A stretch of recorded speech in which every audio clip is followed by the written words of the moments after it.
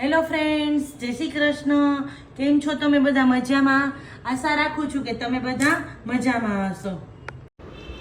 આ કાઠિયાવાડી થાળી તો જો બધાને જ ભાવે. તો મસ્ત લીલા રીંગણા લઈ લીધા છે ને વચ્ચેથી ચેકો પાડીને ચેક કરી લીધું હતું કે કાંઈ જીવાત કે એવું નથી ને, એટલે હવે રીંગણા શેકવા મૂક્યા છે. અને હું અહીંયા લીલી ડુંગળી સમારું છું કારણ કે મારે કાચો ઓળો કરવો છે. હવે કાચો ઓળો કેવી રીતે કરું છું ને હું તમને બતાવું. હવે રીંગણા શેકાઈ ગયા છે, છાલ ઉતારી લીધી છે. ગરમ રીંગણા છે ને ત્યાં જ છાલ ઉતારી લીધી છે. પછી ઠંડા રીંગણા થાય તો છાલ ઉતારાતી નથી. અને આ ઓળો હું એક જ માટે બનાવું છું, મારા માટે. ઘરમાં બીજા કોઈ ઓળો ખાતા નથી. એટલે ઓળાનું કામ એટલે રીંગણા શેકાઈ ગયા છે ને એને એકદમ સરસ મેશ કરી લીધા છે. હવે આ સાઈડ માખણ કરું છું ઘરનું.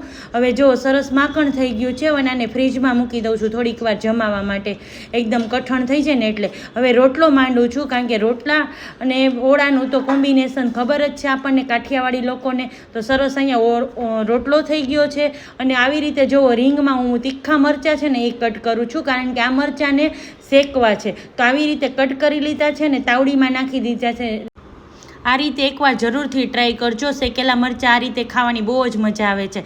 સ્વાદ પ્રમાણે મીઠું નાખી દીધું હતું અને મરચાં પણ સરસ શેકાઈ ગયા છે. હવે જો અહીંયા ઓળો જે હતો રીંગણા શેકેલા હતા એમાં મેં નાખી દીધી છે લસણની ચટણી, લીલી ડુંગળી, કૂણી એવી એક નાની લીલી ડુંગળી લીધી હતી. ઉપરથી નાખી દીધું છે 2 ચમચી તેલ, સ્વાદ પ્રમાણે મીઠું, ધાણા ભાજી, અને આને ચલાવી લેવાનું છે. અને આ રીતે કાચો ઓળો થાય છે, તેલનો વઘાર કર્યા વગરનો. તો આ કાચો ઓળો ખાવાની બહુ જ મજા આવે છે. આ એકવાર ટ્રાય કરવા જેવું છે.